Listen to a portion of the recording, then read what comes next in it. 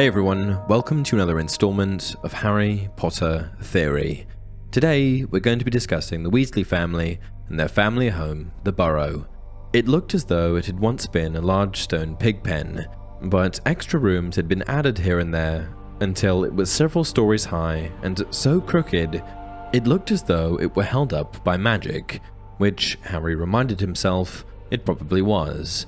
4 or 5 chimneys were perched on top of the red roof. A lopsided sign stuck in the ground near the entrance read, "The Burrow." Around the front door lay a jumble of rubber boots and a very rusty cauldron. Several fat brown chickens were pecking their way around the yard. The Burrow was located on the outskirts of Ottery St Catchpole in Devon, England, and served as the home of every Weasley family member at one point or another. To Ron, Ginny, Fred, George, Charlie, Molly, Arthur, Bill, Percy, and even Harry, the Burrow was home. The warm, welcoming environment of the Burrow always made it seem like the perfect safe haven for Harry and gang, with the Burrow eventually going on to become the Order of the Phoenix headquarters in 1997.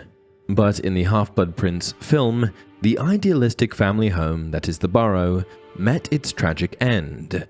Death Eaters show up unannounced to the Weasley family home and, amidst the chaos, Bellatrix Lestrange sets the house ablaze, resulting in the burning of the Burrow. Their home was lost. An important distinction to make here is that, in the book, the Burrow does not burn down. As far as the books are concerned, we're led to believe that the Burrow is held up by magic and protected with impenetrable defenses, which would have made setting the home alight impossible.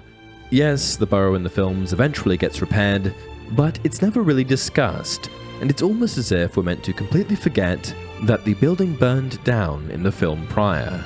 What I want to explore today is why the filmmakers made the decision to burn down the Burrow. Why was that important? Why disrupt canon over something like this? Is there a deeper meaning to the burning of the Burrow? I think what it really boils down to is the impact made on the audience. It's important to remember that film and literature are two different art forms, and what might work in one doesn't necessarily work in the other. The books did a good job at establishing and inciting an uncomfortable feeling in the reader during Voldemort's rise to power. Things felt like they were really going south, and while the increasingly darker tones of the films did something similar, I think that the opportunity to show something massively impactful, like the warm, familiar, safe family home of the Weasleys burning down, allowed them to convey this even more clearly.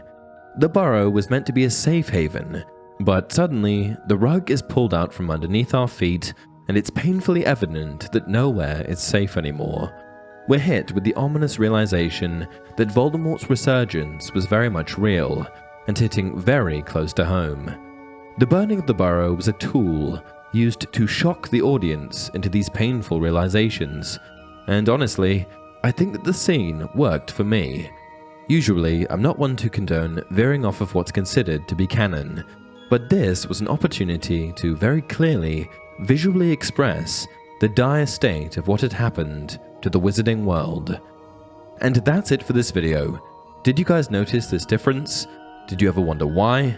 Did I miss something? Be sure to like the video and leave a comment down below. Until next time, remember, there is plenty to be learned even from a bad teacher.